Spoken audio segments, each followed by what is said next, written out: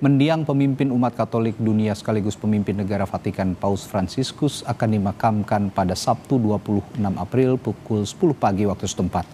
Jenazah Paus Fransiskus akan dibawa dari lapangan Santa Marta hingga ke lapangan Basilika Santo Petrus sebagai bagian dari prosesi pemakaman. Pada momentum itu, warga dapat memberikan penghormatan terakhirnya kepada Paus Fransiskus sebelum dimakamkan di dalam Basilika Santo Petrus. Dan saudara, untuk mengetahui lebih lanjut terkait rencana pemakaman Paus Fransiskus, sudah bersama kami Romo Laurensius Sutadi, Vikaris Jenderal Keuskupan Ketapang. Selamat malam, Romo. Selamat malam. Baik, Romo, boleh dijelaskan saat ini posisi jenazah Paus Fransiskus itu di mana dan bagaimana prosesnya sebelum pemakaman nanti pada Sabtu 26 April rencananya ya, Romo? Ya, tentang pemakaman Paus ini, Vatikan mengikuti buku pedoman pemakaman Paus, ritus pemakaman Paus. Jadi yang terjadi tadi seperti yang telah dilihatkan, ada penyegelan. Tapi sebelumnya jenazah Paus itu dimasukkan ke dalam peti jenazah yang sederhana, berjubah putih, berpakaian merah, dan ditempatkan dalam kapel di domus atau rumah Santa Marta itu. Ada di sana. Kemudian besok pagi, hari Rabu itu, waktu Italia tentu saja akan dibawa ke Basilika Santo Petrus. Dengan tentu saja dengan diiringi dengan lagu litani kepada para kudus, artinya meminta doa kepada para kudus agar Paus diterima di sisi Allah yang Maha Rahim. Nah, itu dalam perarakan itu dari tempat dia tinggal, kapel tempat dia tinggal di Domus Santa Marta itu, rumah Santa Marta itu, ke Basilika Santo Petrus. Nah, di Basilika Santo Petrus itu peti jenazah diletakkan di sana sampai dengan nanti upacara atau ibadat pemakamannya yang akan terjadi pada direncanakan hari Sabtu. Ya. Selama Rabu, Kamis, dan Jumat ini diberi kesempatan kepada umat untuk memberi penghormatan, berterima kasih, dan juga mendoakan Sri Paus. Nah, itu yang akan terjadi ya. Berarti persemayaman ini akan dibuka untuk umum sehingga umat yang memberikan penghormatan itu bisa langsung datang, dan biasanya ada pengaturan khusus untuk umat yang ingin memberikan penghormatan ini, Romo ya? Ya, ini terbuka untuk umum. Hanya di sana pasti ada ya katakan saja pejabat Vatikan atau yang mengatur untuk masuk ke Basilika Santo Petrus itu, sehingga bisa masuk satu persatu, antri, lalu bisa melihat jenazah Paus untuk terakhir kalinya. Biasanya sebelumnya ini diletakkan di seperti panggung, seperti panggung gitu, lalu jenazah diletakkan di luar. Cuma Paus Fransiskus mengubah tata ibadat ini. Dia tidak ingin diletakkan di atas panggung yang tinggi lalu tapi langsung ke dalam peti. Ini koreksi kalau saya salah, Romo. Berarti sekarang ini memasuki periode interregnum ya, betul ya? Interregnum itu waktu antara meninggalnya seorang paus dan juga pemilihan pemimpin baru dimulai, begitu kira-kira ya.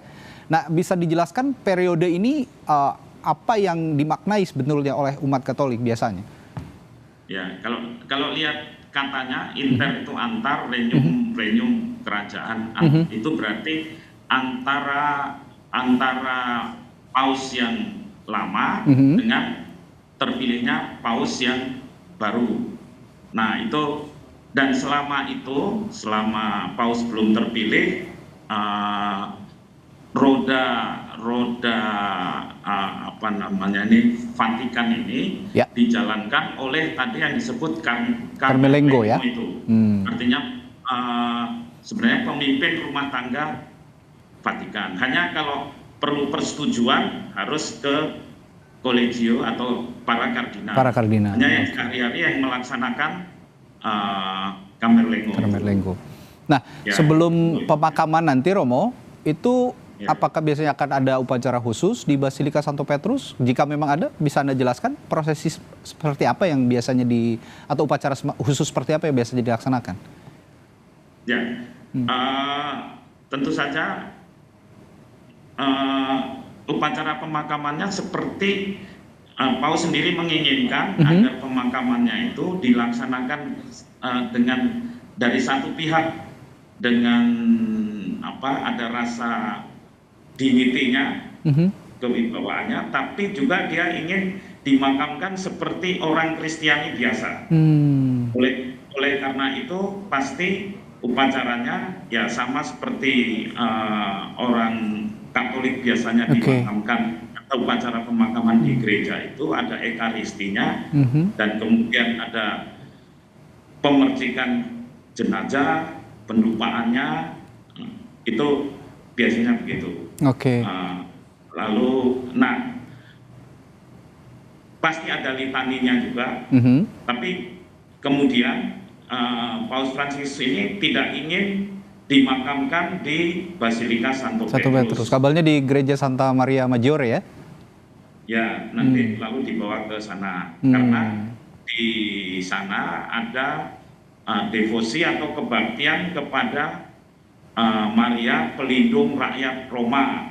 Dia punya kebaktian yang besar kepada Perawan Maria Pelindung Rakyat Roma itu. Setiap mau bepergian ke luar negeri pasti dia meminta doa dari Maria Pelindung Rakyat Roma itu. Oleh karena dia merasa dekat dengan Maria Pelindung Rakyat Roma itu, lalu ia ingin dimakamkan di sana. Jadi nanti ada perarakan jenazahnya dibawa dari Basilika Santo Petrus ke